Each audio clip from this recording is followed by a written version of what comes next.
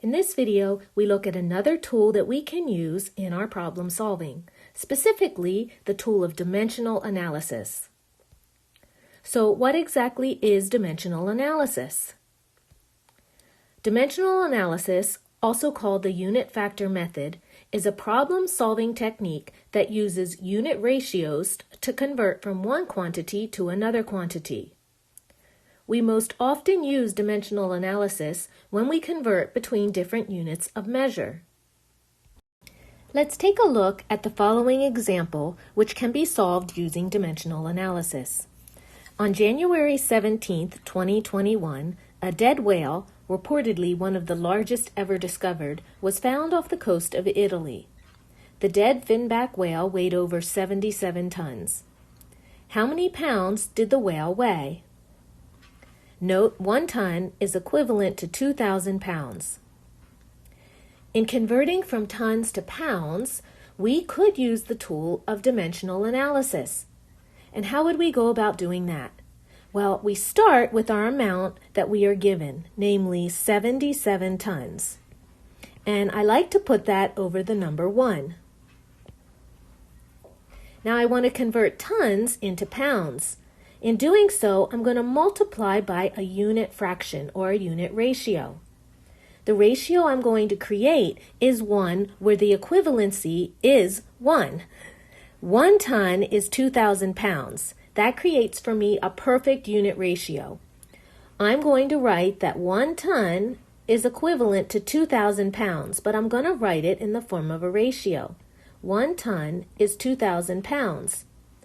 I set it up this way so that my tons units are going to cancel, because when we multiply across fractions, we multiply numerators and we multiply denominators. But more importantly, if a unit appears in the numerator and the denominator, it can be canceled, just like a factor that appears in the numerator and the denominator. Carrying on, I see now that all I have to do to finish this problem is use multiplication of fractions. My tons units have disappeared, so I'm left specifically with just pounds. And now I'm going to multiply my numbers across the top. 77 times 2,000 gives us, pulling out a calculator, 77 times 2,000 gives us the value 154,000. And the units have to stay pounds. In the denominator, I simply have 1 times 1, and so, that's over 1. And any value over 1 is just that value. So we could simply say that 77 tons is equivalent to 154,000 pounds.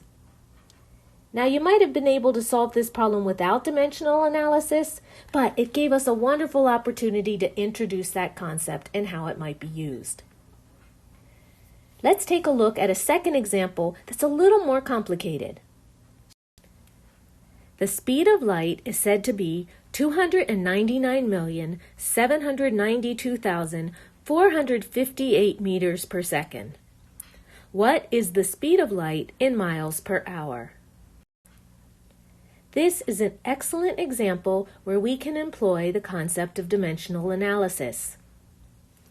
Let's start by writing down our initial number, 299,792,458, and the units are meters, which goes in the numerator, per second. So the 1 underneath gets accompanied by the unit second. Now we have to make conversions. What are we converting to? We're actually converting to 2 things. We're converting to hours and we're converting to miles. I think I want to start with hours first. So to convert to hours, I have to get a relationship between seconds and hours.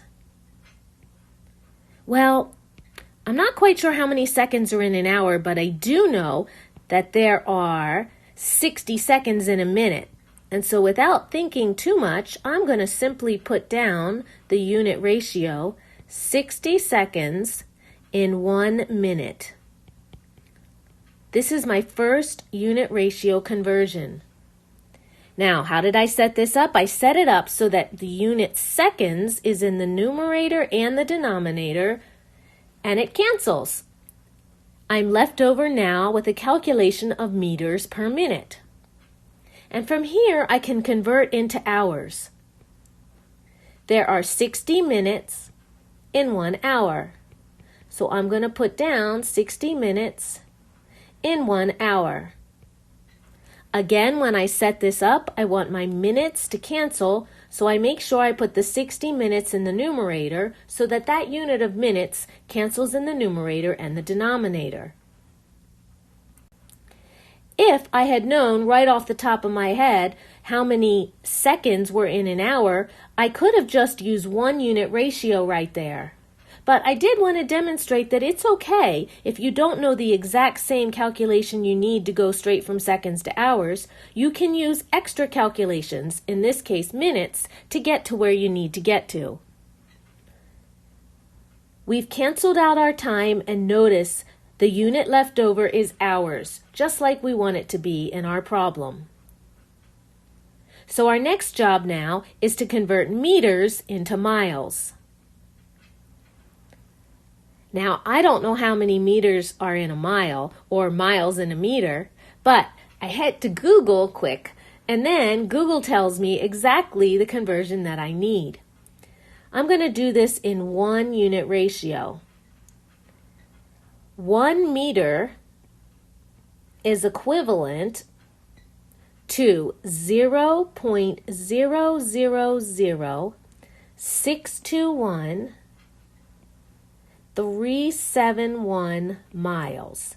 1 meter, according to Google, is equivalent to 0.000621371 miles. Now, when I set up that unit ratio, I'm careful to make sure that my meters cancel with my meters, and that's going to leave miles in the numerator. And in fact, that's what I want, miles per hour. Miles in the numerator, hours in the denominator. My last step is to pull out a calculator and now multiply the remaining values. I have 299,792,458. I'm going to multiply that times 60 times 60 times 0.000621371. When I do that in a calculator, I obtain the value 670,616,421.9. Now in the numerator, my units are miles. And now in the denominator, when I multiply across, I have 1 times 1 times 1 times 1, which is 1, and the units being hours. This is the same thing and can be written as just one short expression, 670,616,421.9, and if I like, I could put MPH, miles per hour. Using dimensional analysis to make conversions is easy. The cool thing is, you use this kind of a calculation not only in your math classes, but also in your science classes, your economics classes, and many other places. If you have any questions at all as you're working through your homework, just send me a message. Good luck with everything.